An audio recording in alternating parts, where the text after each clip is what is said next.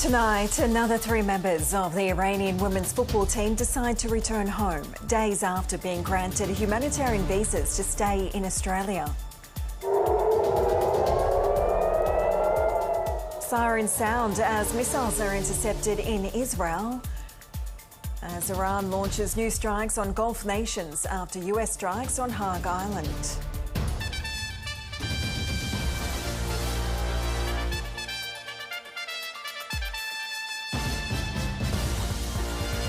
Floodwaters creep closer to Longreach as river levels continue to rise in drenched outback Queensland. And the King and Queen of Denmark are welcomed with a state dinner in Canberra on the second day of their Australian tour.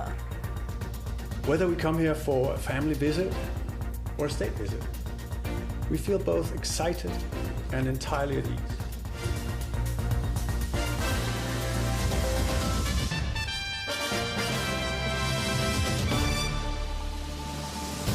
Hello and welcome to ABC News. I'm Meredith, Sheehan. The entire Iranian women's football team was offered asylum in Australia. Now only 3 players remain. More women have changed their mind about staying and are on their way back to Iran. Australian supporters say threats from the Iranian regime must have got through to the women, whose safety they say is now at risk.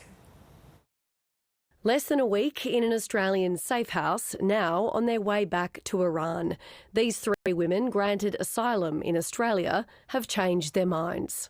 I'm not surprised. I'm also disappointed. I think all of us are going through a rollercoaster of emotions right now. 7 women from the Iranian football team were granted humanitarian visas by the Home Affairs Minister, a chance to escape the regime that labelled them traitors for refusing to sing their national anthem.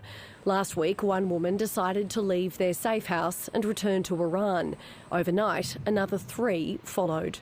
I am worried about them. I can only imagine the pressure that they feel. The Iranian regime has claimed victory. Its state news agency saying players defeated the enemy's plans against this team and resisted Australia's psychological warfare. Those campaigning for the team to stay claim the team handler who was granted asylum was applying pressure on behalf of the regime. I think the main question remains on how these threats had been communicated with the girls while they've been in a safe house. The staff member which did remain here in Australia with them had a role to play in this. We know she's been spreading a lot of propaganda. The 3 women who left overnight have rejoined their teammates in Malaysia, where they're waiting to return to Iran. Government sources say they've looked into the claims that the sole staff member granted asylum was passing on threats from the Iranian regime, but say that they've got no reason to believe that that is true. Advocates, however, say something clearly has spooked the women. These intimidations are very real. Their families are detained, some are even missing. 3 women from the team remain, and many Australians are hoping they stay. Isabel Rowe, ABC News, Canberra. Donald Trump is pushing other countries to help secure the Strait of Hormuz as oil prices soar. The US president says he's not yet ready to make a deal with Iran, instead threatening to again hit one of its most strategic assets. It comes as the United Arab Emirates government told the ABC Iran's decision to attack Gulf states was irrational. Blast after blast in Tehran. Israel striking an Iranian space agency building being used to develop military satellites. The United States has provided more detail on its strikes on Hague Island, which handles the bulk of Iran's oil exports, saying it hit more than 90 military targets. Donald Trump telling NBC, "We may hit it a few more times just for fun." Taking to social media from Florida, the president also urged other countries to deploy warships to stop Iran blocking oil tankers in the Strait of Hormuz. Hopefully China, France, Japan, South Korea, the UK and others that are affected by this artificial constraint will send ships to the area. The Strait of Hormuz will not be opened. Not a single American Navy vessel will be allowed to enter the Persian Gulf. Prime Minister Anthony Albanese has previously said he wasn't considering sending ships to the Strait. Australia instead deploying a surveillance aircraft and 85 personnel to the United Arab Emirates. Having the wedge tail, which is a remarkable detection mechanism, is incredibly useful for us. A senior member of the UAE government telling the ABC Iran's decision to strike its neighbours took them by surprise. It's been pretty unprecedented what's happened, and almost unhinged. We're racing down to turn number 1. The attacks have also forced the cancellation of the Formula One Grand Prix events in Bahrain and Saudi Arabia. Unfortunate situation. That was a decision that has to be taken considering exactly what is going on in that region. As well as hitting Gulf states, Iran continues to strike Israel, a missile damaging cars in Tel Aviv, hours after opponents of the war had been demanding its end. The vast majority of Jewish Israelis support the war, according to national polls. But here in Tel Aviv, protesters have taken to the streets to rally against the escalating conflict in both Iran and Lebanon. I'm against this war in every cell of my body. I don't like kids and civilians being killed. I think it's pretty simple. The World Health Organization says 12 healthcare workers died in Lebanon when a medical facility was hit in the south of the country. The Lebanese people did not choose this war. They were dragged into it. Israel's pursuit of the Iranian-backed Hezbollah now estimated to have killed more than 800 people. Bridget Rollison, ABC News, Tel Aviv. Professor Yossi Meckelberg is a senior consulting fellow with the Middle East program at Chatham House. He believes the Trump administration is only asking for help now because the war is taking longer than the US expected. It started with a 5-day war, then they talk about 2 weeks, and now we are into the third week. And there, nearly 10,000 targets were hit, but the Strait of Hormuz are almost completely closed. So as the war goes on, I think it's both military. It needs more, more help, more support from countries.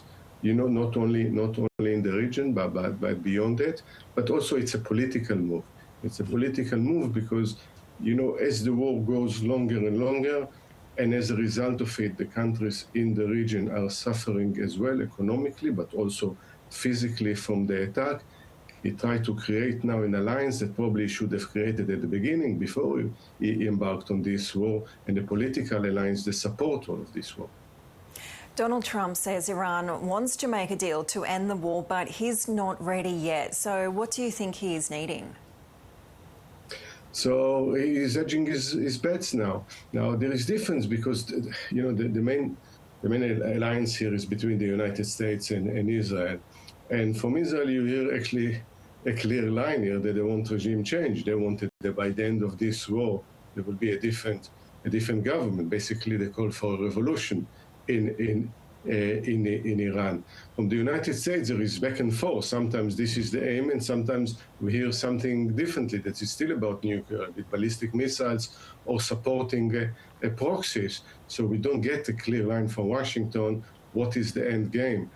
And the more they continue the war, the more they talk about absolute objectives, the more they're invested in this, and we say, where is the point that actually you move from the military into the diplomatic? And it seems, Trump might be bluffing, but what we know also about Trump, that he might change his mind in a matter of a few hours, say, all right, here is the time to do that. So that's the way we'll follow the war almost hour by hour. Iran's foreign minister has reportedly said today that Tehran would welcome any initiative that would end the war. What are the diplomatic options available to end this conflict? So here again is the difference in objective between the two sides. While from the US and Israel is about the end of the day is completely to change the regime in Iran, in Tehran, from the regime in Tehran is all about its survival. Because it will continue to fight until, as long as it can survive. So at the point that actually they will get a message from Washington that there is on the table a proposal that accepts that there is no regime change, I think probably they will be open for that. No doubt that militarily speaking, they are on the wrong foot.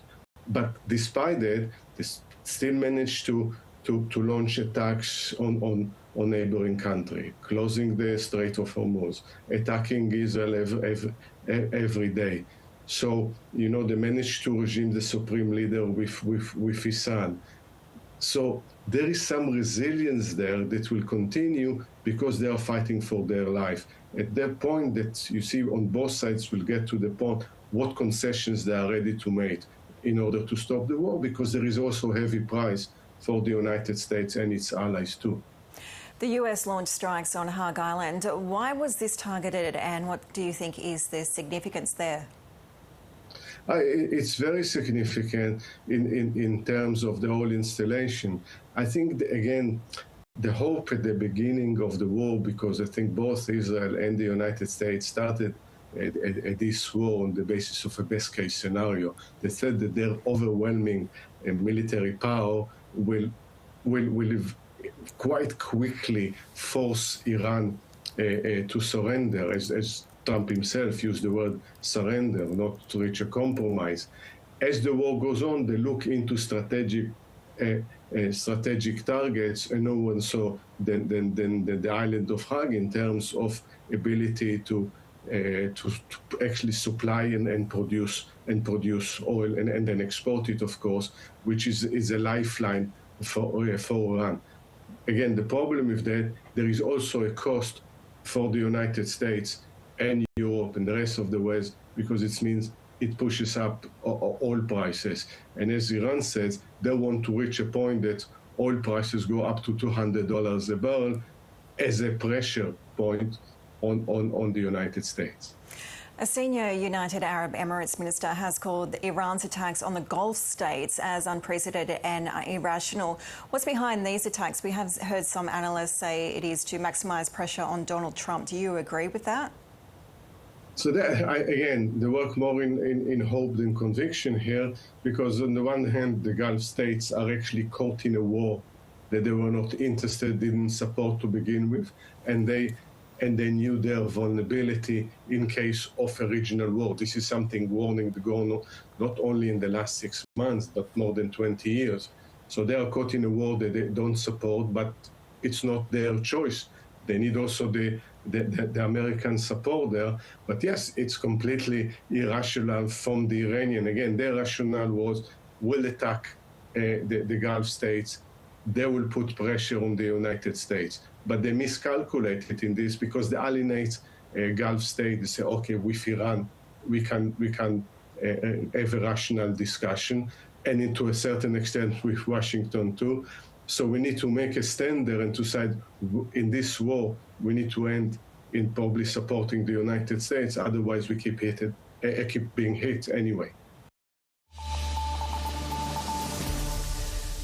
After weeks of wet conditions, swollen rivers and creeks are again raging in Queensland's far north, which received more than 400 millimetres of rain over the weekend. In the west, the town of Longreach is waiting for a slow-moving flood, which is tonight still inching its way closer.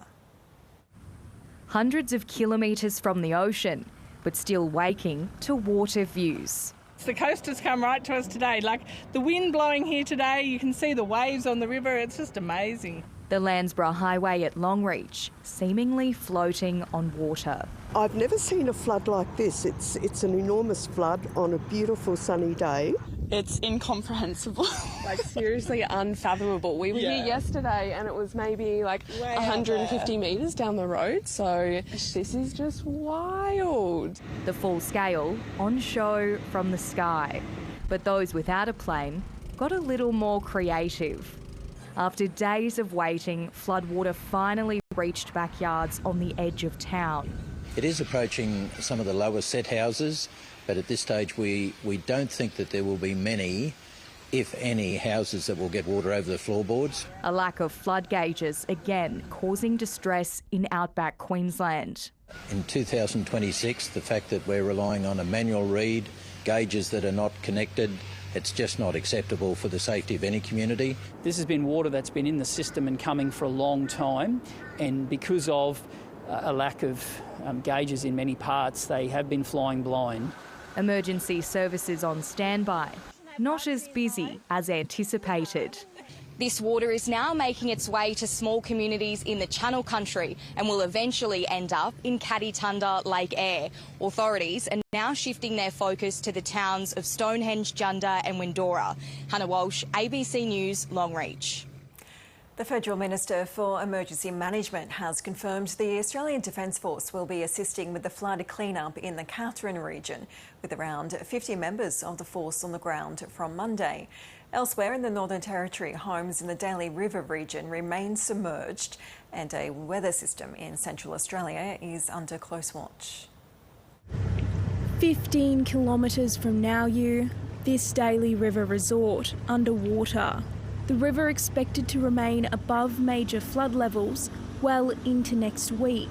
As floodwaters persist in some parts of the NT, a welcome announcement for clean-up crews in Katherine. We have now enacted additional ADF support in the Katherine region for clean-up specifically. They'll be tasked from tomorrow to assist across that region. A number of members of ADF Tyndall Base have already been out helping the community in their own capacity. 50 Defence Force members will be on the ground in Katherine from Monday for around 10 days. The town slowly pulling itself back together after major flooding tore through homes a week ago. They're tired, you know, everyone's been working around the clock, everyone's done a fantastic job. We just need some reprieve, and that's where potentially these ADF personnel coming in will be able to give that reprieve. A number of Katherine patients were evacuated here at the Royal Darwin Hospital because of the flooding and will be returning to Katherine throughout the week. In Katherine, the hospital has reopened their emergency department, their maternity ward and their general medicine ward with limited bed capacity. Our lives are going back to normal very quickly as the waters recede. For other people, that's not going to happen. It's going to be weeks and months until their homes are back to what they were previously. In Central Australia, residents are being urged to prepare once again as two weather systems combine to bring a threat of flash flooding to the southwest. A hard-hitting wet season not over yet. Tilda Colling, ABC News. Former NRL footballer Chris Walker has been arrested over alleged domestic violence offences. The ex-Queensland State of Origin star, who also played for the Broncos, Titans and other teams, was arrested on the Gold Coast last night. Police say the 46-year-old was allegedly hiding in a backyard in Currumbin waters.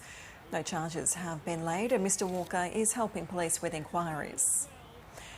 The King and Queen of Denmark have arrived in Canberra this evening after spending the first leg of their 6-day visit to Australia at Uluru. It's the first Danish state visit to the country in 40 years and the couple's first trip to Australia since the King took the throne. No red carpet, but red sand for King Frederick and Queen Mary. We are happy to see the royals and to take them on a tour. I was really proud. The couple welcomed by Anungnu with traditional dance before meeting students at a local training cafe and ending the day with a slightly overcast sunset at the Rock. To start the visit here in the centre of Australia is quite something. Their Majesties are visiting to talk about renewable industries and partnerships with Australia.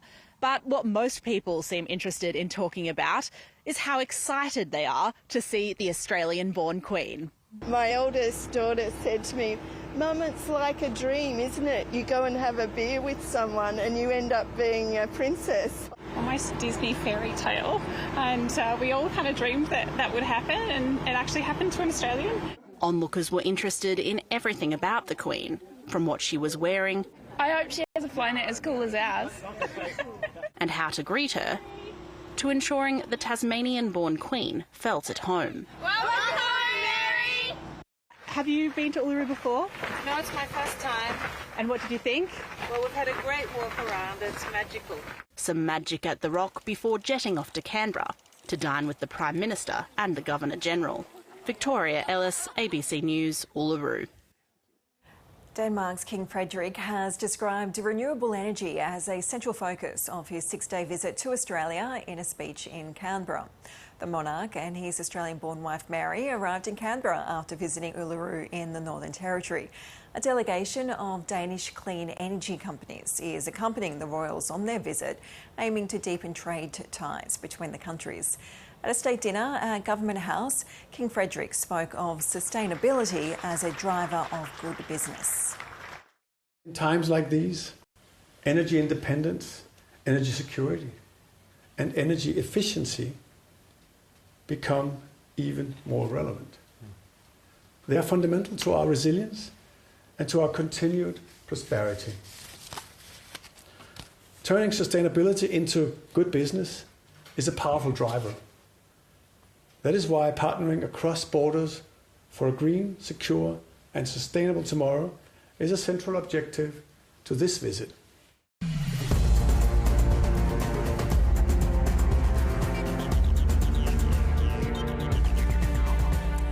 Oscar Piastri's disastrous start to the Formula One season continues, failing to start the Chinese Grand Prix. Piastri and teammate Lando Norris missed the formation lap due to problems with their cars and subsequently withdrew from the race. It follows Piastri's crash on the formation lap at the Australian Grand Prix. 19-year-old Kimi Antonelli converted his pole position into victory for Mercedes, with teammate George Russell finishing second. Lewis Hamilton finished third for Ferrari. Justin Holbrook has transformed the Wooden Spooners in the NRL, breathing new life into Newcastle's attack. But an impressive win over Manly has come at an enormous cost, losing both Kalen Ponga and Dylan Brown to injury. Meanwhile, Penrith have cemented themselves as premiership favourites, dominating the Sharks in Bathurst. Beating Manly at Brookvale is never easy. Nobody told Newcastle. Brimming with confidence here at Brookvale. It was supposed to be a coming out party for the New Look Knights until disaster struck. I'm worried about this for Kalen Ponga. He left the field and didn't return. Dylan Brown showed why he's being paid $1.3 million a year, but lightning struck twice, the halfback injuring his knee, joining his fullback in the sheds. $2.5 million of their salary cap gone in the space of 10 or 12 minutes. Souring a comprehensive 20-point win. Get scans and go from there and see what it is. Grade 2 for Dill, so I'm not a physio, but I'm guessing around that sort of 3 to 4 week mark. The Panthers and Sharks met in Bathurst and the Master quickly went to work. Brian To'o crossed 3 plays later. To'o in the corner. After 2 tries against the Broncos, Thomas Jenkins held his starting spot and held on to a beautiful pass from Blaze Talangi. Penrith went bang bang. They pounced on a loose ball and Nathan Cleary made it 18-0 at the break. A hammer blow for the Sharks on the stroke of half-time. Jenkins went over again in the 44th minute, his second try-scoring double in as many weeks. Their attack on song, but it's Penrith's impenetrable defence that makes them so dangerous. They won't let in a thing. It took 137 minutes of football to break the brick wall, a sole Cronulla try, the only points they've conceded this season. Mackenzie Colohan, ABC News. North Melbourne has kicked off its AFL season in promising style, defeating Port Adelaide by 46 points at Docklands Stadium. Coach Alistair Clarkson wants to play finals within 2 years, and after a difficult period for the club, today's result could signal the beginning of a new dawn. Where were you the day, North fans, that you turned the corner? That may sound a little premature, but North Melbourne fans can finally afford a little optimism. It was a glimpse into the future on and off the field, as Dylan Stephens played his best game as a Roo. Nails it! Big moment! There was some long-range resistance from Port Adelaide, but the Kangaroos had all the answers. And that is as good as it gets! The power faded in the second half as Nick Larkey booted 4 goals in his first game as captain. After a slight wobble in the final term, Paul Curtis settled the Roos. Inspirational! A disappointing start to Josh Carr's coaching career, while Alistair Clarkson couldn't stop smiling. The Roos to face West Coast next week. Melbourne had its own look at what's to come as Latrell Pickett sparked the MCG with his first goal. Melbourne and St Kilda swapped the lead 13 times in quarters 2 and 3, and the highlights reel kept getting bigger. Liam Ryan worse for wear after climbing to new heights. In the seesawing contest, emerging forward Jacob van Rooyen was enormous with a bag of 6 goals. And it was the Demons who proved too strong, overcoming the highly touted Saints by 13 points. And Collingwood veteran Scott Pendlebury has been suspended for the first time in his 427-game career. This bump in last night's defeat to Adelaide deemed a one-match ban. Tom Maddox, ABC News.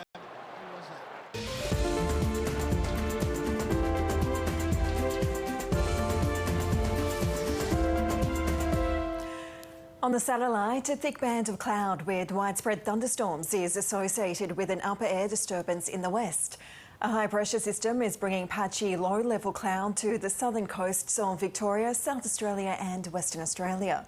Looking around the country for tomorrow, starting in Queensland, showers and thunderstorms in the north, east and west, partly cloudy in the south. To New South Wales and the ACT, dry and partly cloudy in the north, showers developing in the south. For Victoria, some scattered showers in the south, which will extend statewide, bringing a possible late thunderstorm to the north. A cloudy day with some isolated showers expected in Tasmania, along with light westerly winds and afternoon sea breezes. Showers will extend across South Australia, bringing possible locally heavy falls and thunderstorms. For Western Australia, early light showers are forecast in the south and eastern interior. And in the Northern Territory, a high chance of showers and thunderstorms with heavy falls possible in some areas. Looking ahead to Tuesday's forecast for the capital cities, Brisbane and Sydney will be partly cloudy, a shower or two for Canberra and Melbourne. Hobart and Adelaide, partly cloudy, sunny in Perth and showers with a possible storm in Darwin with a top there of 30 degrees. A Victorian man is flying high after breaking the world record for the longest continuous kite flight today. From sunrise on Saturday, Angus Johnston worked to keep his kite airborne for over 26 hours and 15 minutes. The Kyneton local beat the previous record of 24 hours through some challenging conditions near Port Fairy. The long-haul flight also reeled in $16,000 for disadvantaged children in Myanmar. There's more on the ABC News app and on ABC iView. I'm Meredith. Sheehan. Back Roads is coming up next on the ABC News channel. Stay with us.